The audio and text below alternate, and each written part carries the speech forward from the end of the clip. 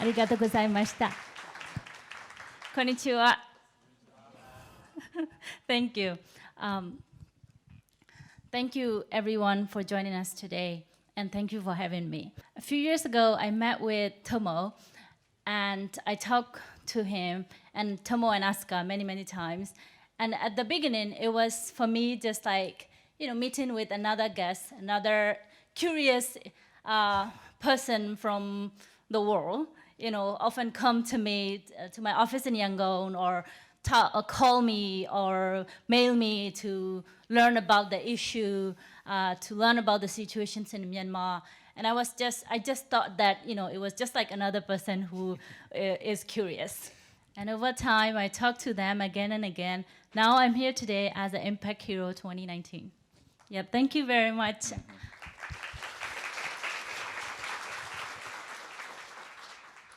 Thank you very much, the Earth Company, Tomo, Asuka, and all of you.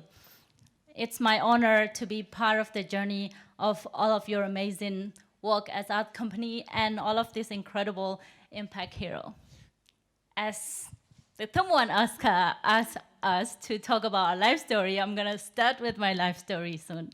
So, my father was a school teacher. He studied economy and education in Yangon University. He could be a businessman or pursue a beautiful life in the capital city, Yangon, in Myanmar. But he loved his motherland, which is Rakhine state, and he really wants to be close to his mother who lives in Rakhine. And he went back home in his 20s, and he became a school teacher there. It was basically because first he wants to be closer to his mother, and he wants to lift his society and the state, which is very poor and discriminated by the state. Especially my community, my father's community, the Rohingya, have been subjected to many forms of discriminations since 1960s, 70s, 80s. Yeah, so he started his career there by being a teacher, and later he became a politician. After a few decades of military government, we had a first elections in 1990s. So he ran in the elections and he became elected parliamentarian, but the government didn't transfer the power to the winning party, so we never had a government. After that, I was 5 years old. About 30 strangers came to my house. They all are uniformed and gunned. And they took my father away. Before he was leaving, he holds my hand. He said, "I will come back, don't worry." And I still remember that he was waving his hand from the back of the truck that he was brought to the prison. Luckily, he come back after 1 month. Like many other Rohingyas, he has to take a decision to leave his motherland, which he never wanted to leave. So he moved back to Yangon, and later he brought us, the whole family, to Yangon. And it was just my father's history, but it's the same for hundreds of thousands of Rohingyas today all over the world, including those who are in Japan. And many of them joined today. I'm very thankful, and thanks for joining me again. But we were luckier when, I grew up in Yangon, and I have ordinary child life. I went to the school with just like other Burmese. I was just like a regular Burmese girl, and although my mother language was the Rohingya, my first language became Burmese. So I speak fluent Burmese. I act like Burmese, and I thought I was a Burmese, although I knew I was a Rohingya. But it doesn't last long. After about 10 years, I was a college student. 18 years old, law student. with the hope that one day I become a judge and I will fight for justice and I will bring justice for those who suffer. But all of my dreams has broken because of them. They came back and they took my father away, and 2 months later, they took the rest of the family members, including me, and they sent us to the prison. When they arrest my father's, like 2 months earlier than us, we thought it was because of his political involvement, being political allies to current, in those days, democracy leader Aung San Suu Kyi. We thought that they will only harm him because he is a political activist. But in reality, it was not just simple. They took the rest of the family because we are Rohingya. And only that time I realized my identity is very important. So we were arrested as family while other politicians were arrested for their own only individuals. And it's changed my entire thought and my entire thinking. The whole time I thought who I am was. My father was sentenced to 47 years, and the rest of the family members, we were sentenced to 17 years. We didn't have a fair trial, we didn't have legal counsel, lawyer, or we didn't have open trial. We were trialed in a closed trial within the prison within 2 months without having lawyers. Our appeal was rejected. What happened to me was injustice. And I realized I questioned many things, why it's happened to me. Am I really a bad person? Am I a criminal? Because when we were young, we were told that only bad people go to the prison. And this prison, one of the most notorious prison in Asia or even in the world, which was a colonial building. It was horrible conditions. It's undescribable. You cannot imagine what does it look like. If I talk all about this, I can talk about it for months. But the worst part of being in prison was losing my hope and my dream. But at the same time, I met many young women in the prison. And many of them were in prison for little crimes or unjustly. And many of them doesn't even have a home or dream. Yeah, at the beginning, I thought I was the most miserable, but when I realized their struggle and the system as a whole, I felt I was lucky one. I'm lucky enough to know what I want to be and who I want to be and who I am. But many doesn't. So since then, I decided to bring hope for the others, to help people to have a dream or goals in life, like especially the youth, the young people. After 7 years of being in the prison, we were released in 2012 with the presidential amnesty. Yes, it was with the presidential amnesty, we have a political change. The military has conducted second round of elections, and of course they said they are trying to change. Yes, we have some changes now. And when we were released, we were, the pardon was with the reason that all political prisoners will be able to involve in countries' political transitions, and we can transform a democratic country.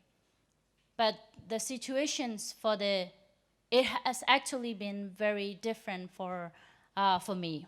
What I was expecting and what happened, what is happening now. Yeah, since 2012, my communities and other communities were targeted by the Burmese military. There was a facilitated conflict between Buddhists and Muslims between my community and the other community in Rakhine State. In 2012, about 250,000 people have to leave the country and become refugees, and about 150,000 become internally displaced persons. The military has imposed many other restrictions and persecutions against the populations. In 2017, they launched a an operation called clearance operations against the Rohingya by saying that some Rohingyas attacked the military posts. In fact, it was clearance operations against the people, not against those who fight them. So more than 800,000 had to flee within 2 months of August 2017 to September 2017. We still don't know the number of people who have been killed and disappeared. According to the UN fact-finding missions, there were mass rapes against the women. The women have been specifically targeted, subjected for gang rape and sexual exploitation. Children, babies were taken from their mothers and killed in front of them. And husbands and mothers, fathers were killed in front of their wife while wives are being raped. Those who have taken weeks and months to cross the border survive in the Bangladesh now. Majority of them are female, women, and children. And this is a man-made disaster. And this should never happen from the first place. And this was a preventable man-made disaster. The persecutions of Rohingya was not a new thing. The persecution, discrimination was there for decades, and many of us, have been advocating to end all this systemic discrimination.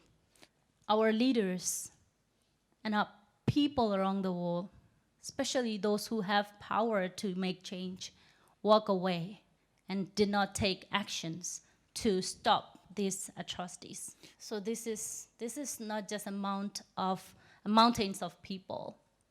This is individual, just like you, fathers, brothers, sisters, and they all have lives. And they lost everything they have, their house, their properties, their everything, their loved one, and their land, and finally their dignity. And this has happened because of the man-made creation, man creation. And we can change it with our power and with our effort. If they can make these situations, why don't we can change it? We just need effort, commitment, and support. There are many people I know trying to change. But I would like to show my way of changing things. So my approach is two approach. It's bottom up and top down. Bottom up means we need to empower the communities. We need to give agencies to the people. We need to create space and access for them. So what we do is basically we provide trainings, vocational trainings to the civic and political education for the youth in Burma. We bring young people together so that they can be together and they can share among each other.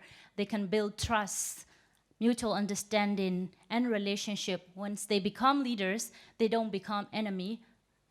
At least they know each other. We also do community advocacy mobilizations among different communities, like different ethnic groups. We reach out to others and we shared our opinion and our find common solutions, and we come up with the solutions together. My role is to be a bridge. Living in Yangon and being a daughter of politicians, I have privilege to know many other political leaders and civic leaders. Many of them may be prejudiced against you, but it is our responsibility to reach them and to try to connect. So I'm here talking about only the work in Yangon, but majority of the Rohingyas lives in Rakhine or in Bangladesh. What do we do? One of the way that it is extremely difficult to access to those areas. So yet we need to find innovative way to support. So we try to support in at least my passion is I believe if we provide education to individuals and they become powerful, empowered, and they become powerful and they're free and they can advocate for the rest people. So my approach is providing education. So in Rakhine State, in government schools, in many places, the Rohingya children are not access to the schooling. But in some places, there are some basic school where the government school exists. But even in those places, the school teachers doesn't come and teach. So we provide support for the private teachers to be able to teach the Rohingya student. In the camps, we are creating this home-based education system for the females in the camps. So we provide trainings to the females, educated females, to become teachers so that they can teach other females in their home by avoiding unnecessary risks. And we also provide the trainings for the young leaders to become more effective and more to be able to utilize their skills and knowledge for the communities. Our work is very small right now because of the many restrictions and other difficulties. So I'm just showing this as an example of way to support. And we're trying to create online educations and scholarship programs for the Rohingya youth in different part of the country in Myanmar and other outside beyond. This is what we mean by lifting the community, empowering the community, so that the solution can be last. When they are empowered, they can become their own leaders and their own change. There are many humanitarian NGOs, agencies, and international organizations. Majority of them focus on the service providing. And this is essential, very important. However, the services will not remain for long. When the donations ends, the community will left with nothing.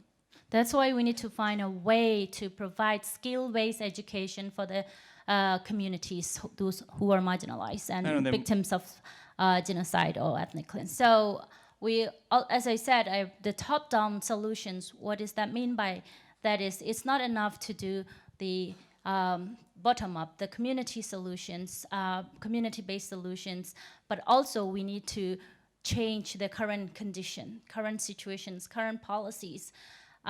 We need to basically bring justice and accountability for them, those who lost everything. And we need to bring dignity and rights for them. So we do document human rights violations, and we produce the internal briefer for the human rights conditions to the stakeholders, and we do advocacy nationally and internationally, within the country with whoever we can, and outside of the country with UN, in the UN, and with the governments like this. Those are the immediate action that we need to take. My visions is basically, we talk about civilization, we talk about sustainable development, we talk about peace in the world, but we are leaving behind the most marginalized and the most persecuted.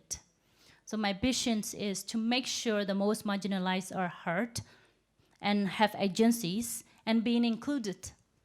The most important thing is bringing justice for the victims of genocide and making sure their rights are restored, their citizenship and their freedoms are restored, and they are able to go back to home, their home, Burma or Rakhine. And we can do this if all of us take actions, do awareness, take action, support. And support, what I mean by that is supporting the communities directly. And I appreciate whoever work with the community directly, and the art company working with the communities directly. And it's the most important thing and the most important way to address the situation. And we can change that status quo with all of your support. Thank you very much.